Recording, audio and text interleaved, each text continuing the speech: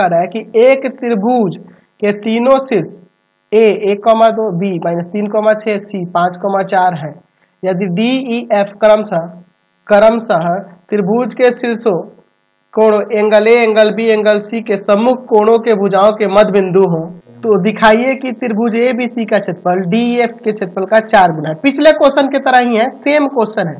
पिछला जो क्वेश्चन देखे थे ना उसी का यह सेम क्वेश्चन है। यहाँ भी वही काम करना है जो पिछले क्वेश्चन में किया है। ठीक है, चलिए ए है, यह बी है और यह सी है। यहाँ पे देखो आपका 1,2, यहाँ पे -3,6 और यह दिया है 5,4। अच्छा, यहाँ पे क्या कह रहा है कि इनके शीर्ष ए बी सी कोणों के सम्मुख भुजाओं के मध्य बिंदु है यह डी ई एफ। तो ए के सम्मुख भुजा जो होगा, ए शीर्ष का सम्मुख भुजा यहाँ पे यह हो जाएगा, तो यहाँ पे मध्य बिंदु डी है। अच्छा, बी के सम्मुख जो होगा वह आपका यहाँ पे ई है और सी के सम्मुख जो होगा एफ है। यानी कि ये मध्य बिंदु दिए गए हैं, ये पहले से ही दिया गया है। चलिए इनको भी मिला देते हैं। तो पहले तो हम लोग पिछले क्वेश्चन की तरह यहाँ पे क्षेत्रफल निकाल लेते हैं ए बी सी का। ठीक है, चलिए पहले हम लोग ए बी सी का क्षेत्रफल निकालते हैं। चलिए तो हम लोग फॉर्मूला जानते हैं त्रिभुज के क्षेत्रफल का। त्रिभुज का क्षेत्रफल क्या होता है 1/2 x1 y2 minus y3 plus x2 y3 minus y1 plus x3 y1 minus y2, ये ना होता है।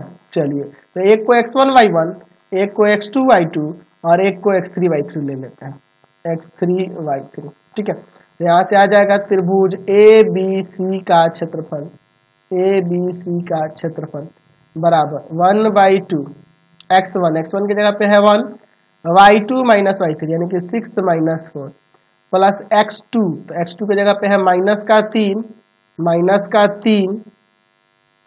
फिर ब्रैकेट के अंदर y3 माइनस y1, तो y3 का वैल्यू है 4 और y1 का वैल्यू है 2 प्लस x3, तो x3 का वैल्यू है 5, y1 माइनस y2 यानी कि 2 माइनस 6। चलिए अब इसको सॉल्व करते हैं। 1/2 यहाँ पे देखो क्या होगा 1 इंटू 2 प्लस माइनस का 3, तो यहाँ प्लस माइनस माइनस ही कर देता हूँ, -3 और इंटू 2 और प्लस 5 इंटू में माइनस का 4। ठीक है, 1/2 अंदर आ जाएगा आपका 2 माइनस 6 माइनस 20, तो 20 से 26 में से 2 गया, 26 में से 2 घटा देंगे यहाँ पे, तो आपका 24 आ जाएगा, प्लस माइनस का 24। चलिए इसको काटते हैं, आप काटेंगे तो यहाँ 12 बार में यानी प्लस का ही लेंगे, 12 वर्ग इकाई, क्योंकि क्षेत्रफल है इसलिए हम लोग इसे धनात्मक ही हमेशा लेंगे। ठीक है, चलिए अब चूंकि यहाँ पे डी ई एफ मध्य बिंदु है बी सी सी ए और ए बी की, तो उसी के अनुसार चलते हैं। चूंकि डी बी सी का मध्य बिंदु है तो पहले हम लोग डी ई एफ का निर्देशांक निकालेंगे ना, तभी ना हम लोग उसका क्षेत्रफल निकाल पाएंगे डी ई एफ का, जैसे पिछले क्वेश्चन में किए थे। क्या मध्य बिंदु है, मध्य बिंदु है तो डी का निर्देशांक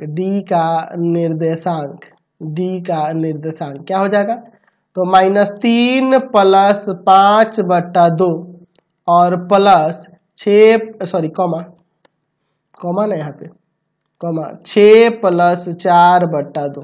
चलिए सॉल्व करेंगे तो यहाँ आपका 2/2 और 10/2 कट जाएगा एक बार में, यहाँ 5 बार में, यानी कि 1,5 इसका निर्देशांक हो गया, 1,5। उसी तरह बाकी दोनों का भी निकालते हैं। चलिए अब देखते हैं यहाँ पे ई के लिए।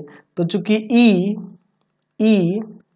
आपका सी ए का मध्य बिंदु है, सी ए का मध्य बिंदु है, तो यहाँ सी ए का जब मध्य बिंदु है तो ई का निर्देशांक पहले निकालते हैं। ई का निर्देशांक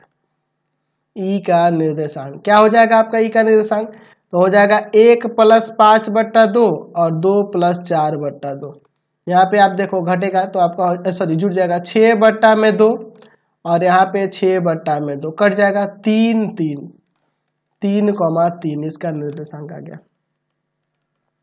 अच्छा, चूंकि एफ ए बी का मध्य बिंदु है, ए बी का मध्य बिंदु है, तो चलिए तो एफ का निर्देशांक निकालते हैं।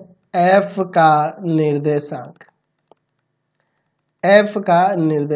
क्या हो जाएगा यहाँ पर, तो एफ का निर्देशांक हो जाएगा 1 प्लस -3/2 और 2 प्लस 6/2। यहाँ देखो घटेगा आपका -2/2 और यहाँ पे 6 2 8/2, ठीक है, यह कट जाएगा एक बार में, यह कट जाएगा 4 बार में, यानी कि माइनस का 1 और कॉमा 4 आ गया, माइनस का 1 कॉमा 4। अब चलिए इसका क्षेत्रफल निकालते हैं, त्रिभुज DEF का क्षेत्रफल, DEF का क्षेत्रफल तो क्या आ जाएगा 1/2, आप इसको x1y बोल लो, इसको x2y2, इसको x3y3, ठीक है। तो 1 ब्रैकेट में y2 माइनस y3 यानी कि 3 माइनस 4 प्लस आपका x2 यानी कि 3, y3 माइनस y1 यानी कि 4 माइनस 5 प्लस x3, x3 की जगह पे -1, आपका y1 माइनस y2 5 माइनस 3। चलिए आगे इसको सॉल्व करते हैं। चलो 1/2, यहाँ देखो -1 हो जाएगा, 3 इंटू -1 -1 इंटू, तो प्लस माइनस माइनस कर देता हूँ यहाँ पे, माइनस यहाँ पे घटेगा तो 2। चलिए 1/2 यहाँ हो जाएगा आपका -1, यहाँ आपका कितना है माइनस का 3 और यहाँ माइनस का 2, 1/2 गुना में 3 2 5 1 6 माइनस का 6 काट देंगे 3 बार में, यानी प्लस का ही 3 लिखेंगे, 3 वर्ग इकाई, माइनस में आया फिर भी प्लस का ही लिखेंगे। तो यहाँ से हम लोग को क्या दिखाना था कि इस त्रिभुज ABC का क्षेत्रफल जो है इसका 4 गुना होगा DEF के, तो दोनों का अनुपात यहाँ पे लिखते हैं, त्रिभुज ABC का क्षेत्रफल और बटा में त्रिभुज DEF का क्षेत्रफल, DEF का क्षेत्रफल बराबर हो जाएगा, उसका 12 था इसका 3 था, ये काट देंगे 4 बार में, ये जाके उधर गुना करेगा, तो यहाँ से एरिया ऑफ ट्रायंगल यानी त्रिभुज ABC लिख देते हैं, त्रिभुज ABC का क्षेत्रफल, एरिया ऑफ ट्रायंगल ABC क्या हो जाएगा 4 गुना हो जाएगा त्रिभुज DEF के क्षेत्रफल का। समझ गए ना, तो ये प्रूफ हो गया, समझ गए। चलिए कि इसका सेकंड नंबर क्वेश्चन भी एक है, सेम क्वेश्चन है, कह रहा है किसी त्रिभुज के भुजाओं के मध्य बिंदुओं से मिलाने वाले बने त्रिभुज का क्षेत्रफल ज्ञात करें यदि त्रिभुज के शीर्ष यहाँ पे दिए गए हैं, और इस त्रिभुज का क्षेत्रफल और दिए गए त्रिभुज के क्षेत्रफल का अनुपात भी निकालें। तो देखिए हमें क्या करना था, इसी तरह से 2 त्रिभुज आपके होंगे ना, एक त्रिभुज होगा, इसके शीर्ष के निर्देशांक ले लेंगे, जैसे अभी पिछला क्वेश्चन है, इसका मध्य बिंदु यहाँ पे मान लेना D, यहाँ पे E और इसको F, ठीक है। यहाँ तीनों शीर्ष ये दिए गए हैं, यह दिए गए हैं, जैसे कि अभी जो क्वेश्चन बताया उसी में है ना। आपको क्या करना है, तो इनके भुजाओं के मध्य बिंदु निकाल के यहाँ DEF का क्षेत्रफल निकालना है। अब की बार क्या करना है ना कि DEF का क्षेत्रफल ऊपर रखना है, इस त्रिभुज का, मतलब जो D इनके भुजाओं के मध्य बिंदु से बनेगा ये त्रिभुज का, और इस त्रिभुज के क्षेत्रफल का अनुपात, तो वो उल्टा हो जाएगा आपका 1:4 आंसर आ जाएगा। सेम क्वेश्चन है, आप बना देना, ठीक है। पहले इसी तरह दोनों का क्षेत्रफल निकाल कर अनुपात निकाल देंगे, तो आपसे ये बन जाएगा। इस वीडियो को यहीं पे एंड करते हैं। प्लीज आप वीडियो को लाइक शेयर करेंगे, इससे रिलेटेड वीडियो देखने के लिए सीधे डिस्क्रिप्शन में जाएंगे, आपको पूरे बुक का लिंक दिया गया है। Thanks for watching the video. Please video को लाइक शेयर करना नहीं भूलें।